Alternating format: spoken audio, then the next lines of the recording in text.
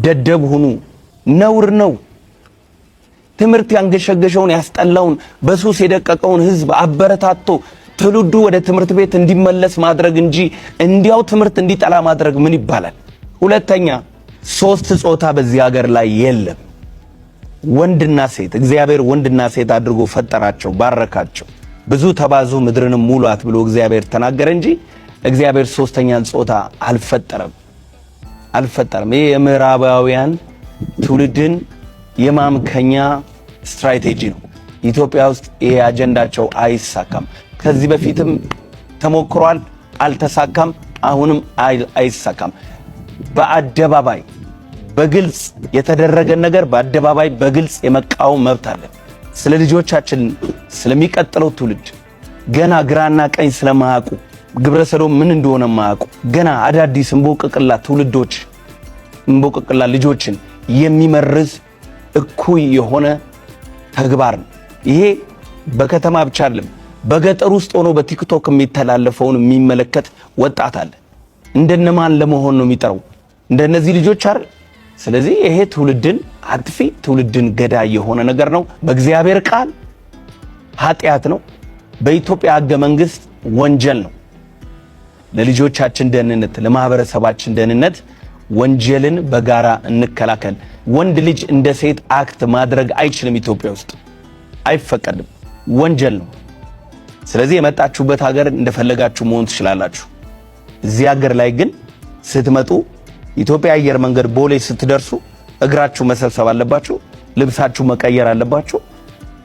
የምታደርጉትን ነገር ሁሉ በተጠያቂነት መንፈስ፣ በኃላፊነት መንፈስ መንቀሳቀስ አለባችሁ። አሜሪካ የለመድከውን ካናዳ የለመድከውን ነገር እዚህ ሀገር ላይ መተ ያንን ነገር መተግበር አትችልም። ግብረ ሰዶማዊነትን በዘመናዊ መንገድ ወደ ኢትዮጵያ ኢንትሮዲዩስ ማድረግ በእውነት ልጆች ያላችሁ ቤተሰቦች የልጆቻችሁ ነገ የሚያስጨንቃችሁ ብዙ አቅም እያላችሁ ከኢትዮጵያ ውጪ ልጆቻችሁ ማስተማር እየቻላችሁ ነገር ግን ልጆቼ እንደዚህ አይነት ክፉ ነገር እንዲያዩ ባይናቸው አልፈልግም፣ በኢትዮጵያዊ ባህልና ጨዋነት እግዚአብሔርን በመፍራት በኢትዮጵያ እንዲኖሩ ነው የምፈልገው ብላችሁ ዋጋ ከፍላችሁ አሜሪካ ማኖር እየቻላችሁ አውሮፓ ማኖር እየቻላችሁ እዚህ ሀገር ለዚህ ዓላማ ብላችሁ ልጆቻችሁን እዚህ ሀገር በኢትዮጵያዊ ጨዋነት የምታሳድጉ ወንድምናቶች በዚህ ጉዳይ ላይ ዝም እንዳትሉ። ዝም ትላላችሁም ብዬ አልጠብቅም። ዝም እንዳትሉ። ምክንያቱም አውሮፓና አሜሪካን የፈራነው ነገር አገራችን እየመጣ ነው። ይኸው ግብረ ሰዶም በአደባባይ ተሸልሟል።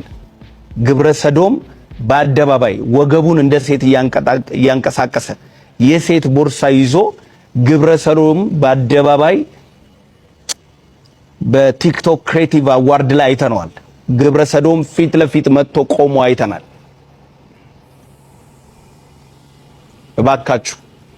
እባካችሁ ስለ ልጆቻችሁ ስትሉ ፋይት አድርጉ። እኔ ምን አገባኝ አትበሉ። ነገ ይህንን ቪዲዮ የእናንተ ልጅ ማየቱ አይቀርም። ሲያይ ምንድነው የሚማረው ከነሱ? ስለዚህ እርቃን መሄድ በኢትዮጵያ ሕገ መንግስት ውስጥ ወንጀል ነው። የአእምሮ ህመምተኛ ካልሆነ በቀር እርቃን መሄድ ወንጀል ነው። ቀጥሎስ ደደብ ሁኑ ብሎ ትውልድን ማስተማር ህገወጥነት ነው፣ ወንጀል ነው። መንግስት ትውልድን ለመቅረጽ ብዙ በጀት አድርጎ ላይብረሪዎችን ወጣቱን ወደ ትምህርት ወደ ዕውቀት ለመመለስ መንግስት በሚጥርበት የሚቀጥለውን ትውልድ ለማስተካከል በሚጥርበት በዚህ ዘመን ትውልዱን ደደብ ሁን፣ አትማር፣ ትምህርት ምን ያደርግልሃል? ዶክተር ከመሆን ቲክቶከር መሆን ይሻላል። ለምን ትማራለህ? ቲክቶክ ከፍተ እየተሳደብክ ቲክቶክ ከፍተ ሰውን እያንጓጠጥክ ከኢትዮጵያዊ ጨዋነት ውጪ የሆኑ ጽዩፍ ንግግሮችን እየተናገርክ ገንዘብ ኮሌክት ማድረግ ይሻላል ብሎ የሚያስተምርን ሰው መታገስ እንደ ሀገር ትልቅ ውድቀት። ከላይ ሲያዩት በጣም መልካም ይመስላል። ውስጡ ግን የያዘው አጀንዳ በጣም ክፉ አጀንዳ ነው። ስለዚህ እኔ ግለሰብን አይደለም መቃወመው፣ ሐሳብን ነው መቃወመው፣ አመለካከትን ነው መቃወመው፣ ትምህርቱን ነው መቃወመው፣ አካሄዱን ነው መቃወመው። እንደ ሀገር ዛሬ ላይ ይሄን ነገር ፍለፊት መቃወም ካቃተን ነገ እውነቴን ነው የምላችሁ በብዙ ነገር አንገት የምንደፋ ነው የምንሆነው። ባጭሩ ይሄን ለማለት ፈልጋለሁ። ከማንም ጋር ጸብ የለኝም። ማንም ጠላቴ አይደለም። ሰውን ሁሉ በክርስቶስ ወዳለው። ነገር ግን በእግዚአብሔር ሐሳብ ላይ ከፍ ብሎ የሚነሳውን የሰውን ሐሳብ እጅግ አብዝቼ እቃወማለሁ። በምንችለው አቅም ሁላችንም ፋይት እንድናደርግ በጌታ ፍቅር ጠይቃለሁ። አመሰግናለሁ ስላዳመጣችሁኝ። ተባረኩ። ሻሎም። ስግጥ ፍምስ የሚለው ቃል ለምን በጣም ብዙዎችን ማናደድ ቻለ? አያችሁ፣ ስግጥ ፍምስ የሚለው ቃል የሚገባቸው በጣም ጥቂት ሰዎች ናቸው።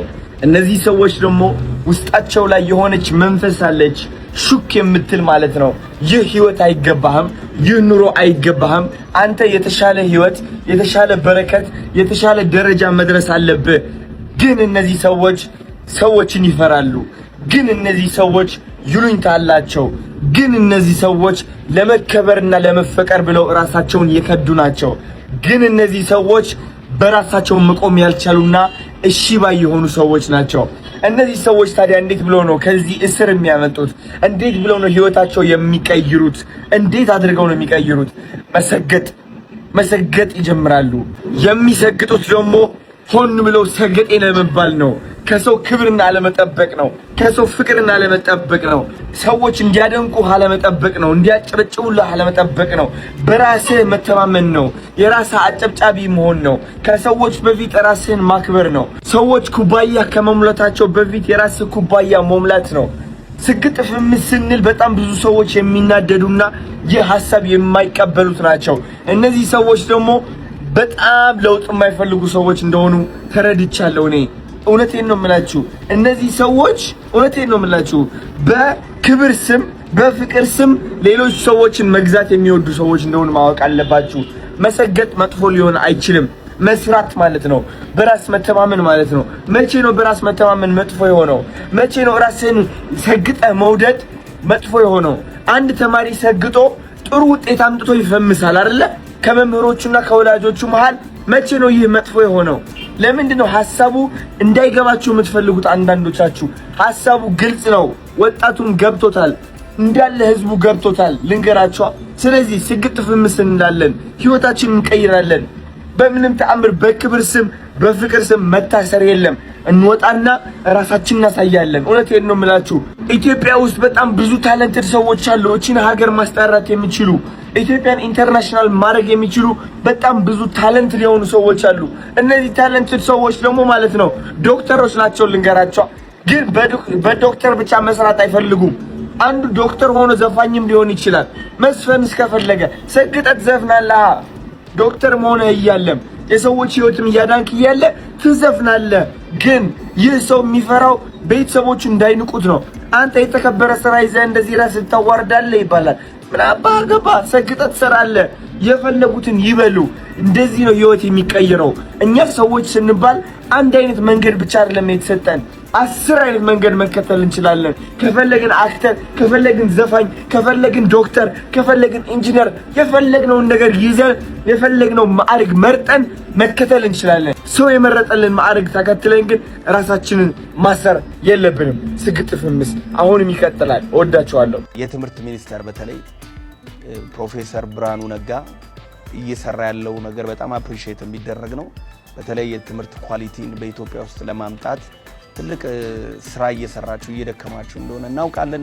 ፍለፊት ዛሬ መጥቼ የምናገርበት አንዱ ነገር ምንድነው? የተበረዘና የተመረዘን አመለካከት ልበለው የሚያስፋፋውን ይሄንን ከልት የሆነውን ነገር መንግስት ዝም ማለቱ ወይም የትምህርት ሚኒስቴር ዝም ማለቱ ለኔ አግራሞት ፈጥሮብኛል። እናንተ እዚህ ጋር የምትለፉት ነገር እዚህ ጋር የሆነ ሰው ያበላሸው። ስለዚህ ትምህርት ሚኒስቴር ዝም ማለት አለበት ወይ? ተማሪን አትማር ከማለት የሚበልጥ ምን አይነት ወንጀል ኢትዮጵያ ውስጥ እንዲሰራ ነው የሚፈልገው? አታጥና፣ ዶክተር መሆን ምንም አያደርግልህም፣ ሰነፉን እንደዚህ አይነት እርኩስ የሆነ ነገር መንግስት እንዴት እንደታገሰው አላውቅም። አገርን ከማሳደግ ጋር ትውልድን ከመቅረጽ ጋር ካለው ከመንግስት ፖሊሲ ጋር ፈጽሞ የሚጋጭ ነው። የሚቀጥለው ዘመን ላይ ትውልድ ሀገርን መረከብ የማይችል በጫት በድራግ በፖርኖግራፊ በተለያየ አይምሮ የፈዘዘ ክሬቲቪቲ የሌለው ራሱን እንኳን ማስተዳደር የማይችል ከአልጋ የማይነሳ ወንዱ እንደ ሴት ድሬስ አድርጎ እንደ ሴት አክት እያደረገ የሚኖርባትን ሀገር ለመፍጠር ሌላ አጀንዳ ይዞ የሚንቀሳቀስ የክፉ መልእክተኛ ነው። ኢትዮጵያ እንደ ሀገር ብዙ ችግር ያለባት ብዙ ውስብስብ የሆኑ ቋጠሮች ያላት ሀገር ናት። እውነት ነው፣ ይሄን መካድ አይቻልም። ከአያቶቻችን ጀምሮ ሲወርድ ሲዋረድ የመጣው ብዙ ችግሮች እንዳሉ እናውቃለን። ነገር ግን አሁን እየተጋረጠብን እንዳለው አይነት ችግር ግን በዘመናችን ገጥሞን አያውቅም። ወንድ ልጅ እንደ ሴት አክት እያደረገ እንደ ሴት ወገቡን እያንቀሳቀሰ ሴታ ሴት የሆነ ሰው እንደ ክብር ታይቶ የሴት ቦርሳ ይዞ ሽልማት የሰጠች ምድር ምን አይነት ትውልድ ልታፈራ ነው? ነገ ሁሉም ሕፃን በቤቱ የእናቱን ቦርሳ እየያዘ ነው አክት የሚያደርገው። ቲክቶክ ላይ ታያለ። ነገ ከነገ ወዲያ የእናቱን ቦርሳ ይዞ የሚንቀሳቀስ የእናቱን ሊፕስቲክ የሚቀባ ወንድ፣ የእናቱን ሂል ጫማ ሹ የሚያደርግ የእናቱን ጉርድ ቀሚስ እያደረገ የሚወጣ ትውልድ ሚዲያ ላይ ነገ እናያለን። ስለዚህ ይሄ ክፉ ዘር ነው። አሁን በዘር ወቅት ካልተዋጋን፣ አሁን እንደዚህ አደባባይ ላይ ካልተቃወምን ነገ ይሄ ነገር ወደ ቤተ ክርስቲያን፣ ነገ ይሄ ነገር ወደ ፓርላማ፣ ነገ ወደ ትልልቅ ቦታዎች ይሄ ነገር መምጣቱ አይቀርም። በግልጽ በዚህ ላይ ያለኝን አቋም ፊት ለፊት እናገራለሁ። ይሄ ትውልድን የሚያመክን የወንድ ልጅን ክብር የሚያወርድ እግዚአብሔርን የሚያስቆጣ አንድ ሀገርን ትውልድ አልባ የሚያደርግ ከሰይጣን ይሁን ከሌላ ሀገር አጀንዳና ተልእኮ ተቀብሎ የገቡ ሰዎች ካልሆኑ ይሄንን ሰው ዝም ብሎ በራሱ ሊያደርገው አይችልም። በተለይ አዲስ አበባ ሰላምና ጸጥታ ከ2000 በላይ ሺሻ ቤቶች ከ2000 በላይ አረቄ ቤቶችን በመዝጋት ትውልዱ በትምህርት ላይ በፈጠራ ስራዎች ላይ በኢኖቬሽን ላይ በሳይንስ ላይ በቴክኖሎጂ ላይ ፎከስ እንዲያደርግ ትምህርቱን እንዲማር ከእንደዚህ አይነት ሱሶች ከነዚህ ድራጎች እንዲርቅ ያደረገውን ነገር በቅርብ አይተናል፣ በጣም አድንቀናል። ይሄ ግን ጫት ከመቃም ሲጋራ ከማጨስ ድራግ ከመውሰድ ያልፋል። ይህ የሰውን ሙሉ ስብዕና የሚያረክስ ነገር ነው። ግብረ ሰዶማዊነት የሰውን ነፍስ፣ መንፈስ፣ ስጋ፣ አስተሳሰብ ሁለንተናውን የሚያረክስ ሰውን ተራ የሚያደርግ ነው። ትውልድ ገዳይ ጉዳይ ነው ባጭሩ። ስለዚህ ይሄ ነገር ነገ ከፍ ወዳለ ነገር ሄዶ አገሪቷን ችግር ውስጥ የሚከት እንዳይሆን ዛሬ ላይ ቆመን ስለ ትውልዳችን መጮህ አለብን። የራሳችንን ክብር ጥለን ይህንን ትውልድ ማስመለጥ ይኖርብናል። ባልናገር ደስ ባለኝ። ከሰው ጋር መነካካት ብዙ አልወድም። ዲስታንስ ጠብቆ መኖርን በጣም እወዳለሁ። እስከዛሬ የመጣው ታሪክ ይሄን ይመስላል። ነገር ግን በዚህ ጉዳይ ላይ ዝም ካልኩ እኔ እግዚአብሔር ካህን አይደለሁም። በዚህ ጉዳይ ላይ ዝም ካልኩ እኔ እግዚአብሔር አገልጋይ አይደለሁም። የሃይማኖት አንዱ ስራ የሰዎችን ሞራል፣ የሰዎችን ስነ ልቦና፣ የሰዎችን አእምሮአዊ ይሁን ስጋዊ ጤንነት ማስጠበቅ ነው ብዬ አስባለሁ። ስለዚህ ይሄን እንደ ቻሌንጅ ሁላችንም ተጋግዘን ይሄን ነገር ማስቆም መቻል አለብን። ይሄን ነገር መቃወም ኢትዮጵያዊነት ነው። ይሄንን ነገር መቃወም ክርስቲያናዊነት ነው።